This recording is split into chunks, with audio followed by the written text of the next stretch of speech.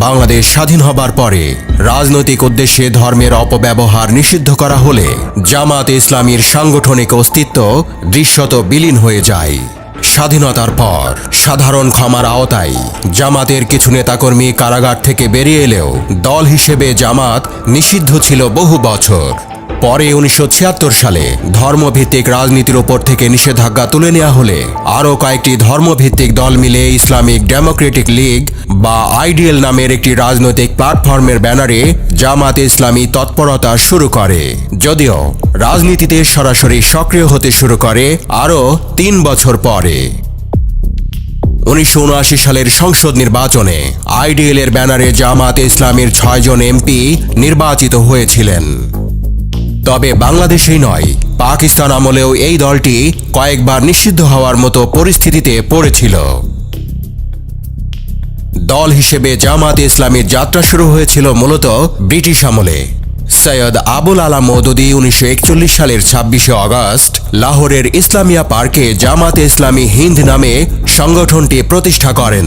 তবে পরের বছরে এর সদর দপ্তর লাহোর থেকে নেওয়া হয় ভারতের পাঠানকোটে। 1945 সালে এর প্রথম কনভেনশন হয় অবিভক্ত ভারতে এবং এর 2 বছর পর দেশভাগের আগ পর্যন্ত এই সংগঠনটি পাকিস্তান প্রতিষ্ঠার বিরোধিতা করেছিল। 1948 সালে ইসলামী সংবিধানের দাবিতে প্রচারণা শুরু করলে পাকিস্তান সরকার জননিরাপত্তা আইনে সৈয়দ আবুল আলী মওদুদীকে গ্রেপ্তার করে। তবে ওই বছর তৎকালীন পূর্ব পাকিস্তানেও জামাতের কার্যক্রম শুরু হয়। 2 বছর পর মিস্টার মওদুদী জেল থেকে ছাড়া পান। এর মধ্যেই নেতা হিসেবে উঠে আসেন গোলাম আজম এবং 1957 সালে তিনি তৎকালীন পূর্ব পাকিস্তানে জামাতের সেক্রেটারি জেনারেল নিযুক্ত হন। রাজনৈতিক ঘটনা প্রবাহের মধ্যেই 1958 সালে অন্য সব দলের সাথে জামাতের কার্যক্রমও নিষিদ্ধ করেন তখনকার সেনা শাসক আইয়ুব খান। 1964 সালের জানুয়ারিতে জামাতকে আবার নিষিদ্ধ করা হয়। মওদুদী ও গোলাম আজম সহ অনেককে আটক করা হয়। সে বছরের শেষ দিকে দলটির ওপর থেকে নিষেধাজ্ঞা প্রত্যাহার করে নেওয়া হয়। 1970 সালে নির্বাচনে 151টি আসনে প্রার্থী দিয়ে 4টি আসন পায় জামাতে ইসলামী। জামাতে ইসলামী দল হিসেবে এবং এর নেতারাও সক্রিয়ভাবে 1971 সালে মুক্তিযুদ্ধের সময় বাংলাদেশের স্বাধীনতার বিরোধিতা করে অখণ্ড পাকিস্তানের পক্ষে অবস্থান নেন। তখন পাকিস্তানি শাসকদের সহযোগিতায় শান্তি কমিটি গঠন করা হয়। 1972 সালে লন্ডনে গিয়ে পূর্ব পাকিস্তান উদ্ধার কমিটি গঠন করেছিলেন গোলাম আজম। বাংলাদেশের বিরোধিতা ও গণহত্যায় সহায়তার জন্য 1973 সালে যে 38 জনের নাগরিকত্ব সরকার বাতিল করেছিল, গোলাম আজমও ছিলেন তার একজন। কিন্তু 1975 সালের রাজনৈতিক পট পরিবর্তনের পর দেশের বাইরে থাকা জামাত নেতারা আবার দেশে ফিরতে শুরু করেন। 1976 সালে গোলাম আজম নাগরিকত্ব ফেরতের জন্য আবেদন করলেও সে আবেদন প্রত্যাখ্যাত হয়। এরপর 1978 সালে পাকিস্তানের পাসপোর্ট নিয়ে তিনি ঢাকায় আসেন, এরপর আর ফিরে যাননি। 1979 সালে ঢাকায় এক সম্মেলনের মাধ্যমে জামাতে ইসলামী বাংলাদেশ গঠিত হয়। সেখানে গোলাম আজমকে অনেকটা গোপনে আমির করে প্রকাশ্যে আব্বাস আলী খানকে ভারপ্রাপ্ত আমির ঘোষণা করা হয়। এর পরের বছর ঢাকায় বায়তুল মোকাররমের সামনে জামাতের প্রথম প্রকাশ্য সভা অনুষ্ঠিত হয়। তারপর থেকে নিয়মিত কার্যক্রম পরিচালনা করতে থাকে দলটি এবং 90 দশকে বিভিন্ন শিক্ষা প্রতিষ্ঠানে সক্রিয় হয়ে ওঠে তাদের ছাত্র সংগঠন ছাত্র শিবির। 1986 সালে এরশাদ সরকারের অধীনে নির্বাচনে অংশ নিয়ে 10টি আসন পায় তারা। পরে বিএনপি ও আওয়ামী লীগের নেতৃত্বাধীন জোটের বাইরে জামাতও এরশাদ বিরোধী আন্দোলনে অংশ নেয়। তবে তাদের বড় সাফল্য আসে 1991 সালের নির্বাচনে। সেবার 18টি আসন জিতে তারা এবং তাদের সমর্থনেই সরকার গঠন করে বিএনপি।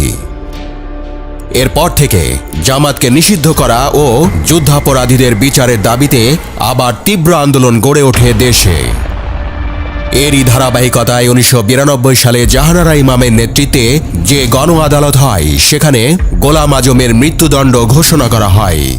এরপর দলটি বেশ কোণঠাসা অবস্থায় পড়ে। তবে 1994 সালে আদালতের রায়ে নাগরিকত্ব ফিরে পান গোলাম আজম। জামাতও দল হিসেবে আবার চাঙ্গা হয়ে ওঠে।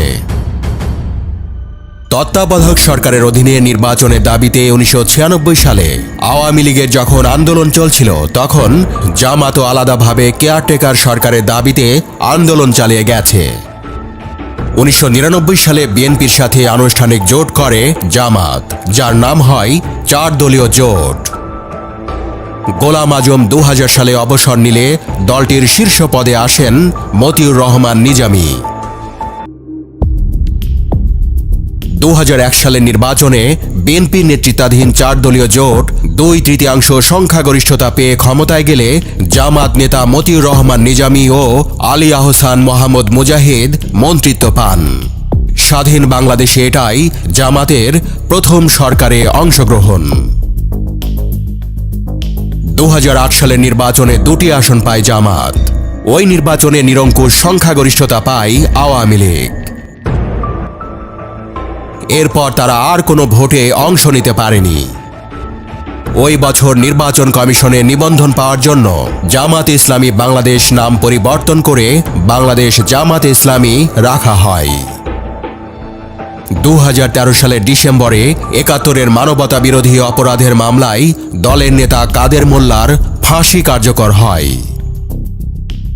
এর আগে থেকেই মানবতা বিরোধী অপরাধের বিচারের সময় দলটির গুরুত্বপূর্ণ অনেক নেতা আটক হলে বেশ চাপের মুখে পড়ে দলটি।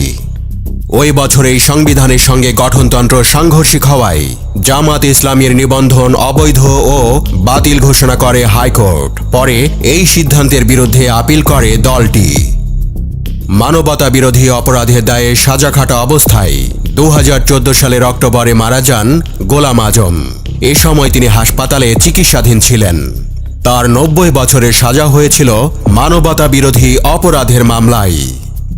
একই ধরনের মামলায় 2015 সালে দলটির সেক্রেটারি জেনারেল আলী আহসান মোহাম্মদ মুজাহিদের এবং 2016 সালে আমির মতিউর রহমান নিজামীর ফাঁসি কার্যকর হয় এবং দলটি চরম বিপাকে পড়ে।